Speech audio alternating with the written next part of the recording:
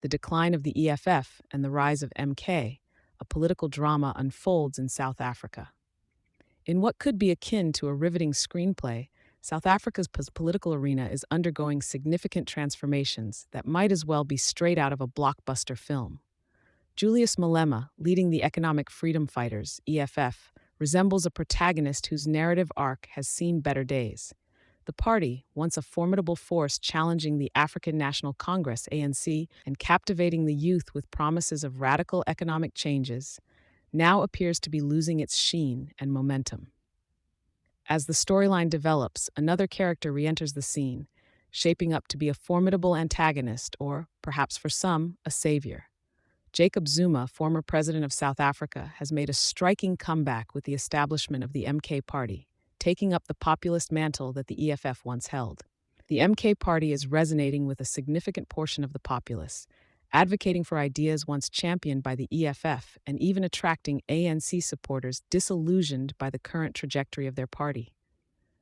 Interestingly, the political dynamics in South Africa are not just about power, but also an echo of the past, embodying elements of redemption and revival. Zuma, who faced numerous setbacks, including being ousted from the presidency, has displayed a resilience reminiscent of cinema's most enduring characters.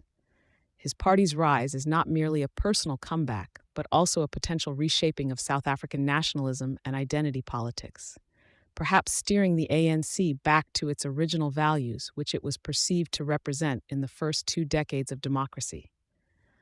The comparison of the EFF to the Wild Bunch, a group of bandits struggling to adapt to a changing world in Sam Peckinpah's classic film, seems apt. The EFF, under Malema's leadership, aimed to disrupt the existing order and introduce radical changes. However, as the political landscape evolves, it finds itself potentially outmoded, clashing with an electorate that might no longer desire the harsh rhetoric or revolutionary changes it proposes. The portrayal of these political shifts could be titled The Rise and Fall and Rise of Jacob Zuma, narrating a tale of resilience against political upheaval, a storyline where Zuma, once a fallen leader, reemerges to possibly lead a movement that could overtake both the ANC and EFF in influence and support. This unfolding drama also poses critical questions about leadership and allegiance. Malema, once a fierce critic of Zuma and a leading voice for change, might face the ultimate test of his political career. Will he adapt and align with the new forces, or will he remain steadfast in his original vision, even if it leads to his political isolation?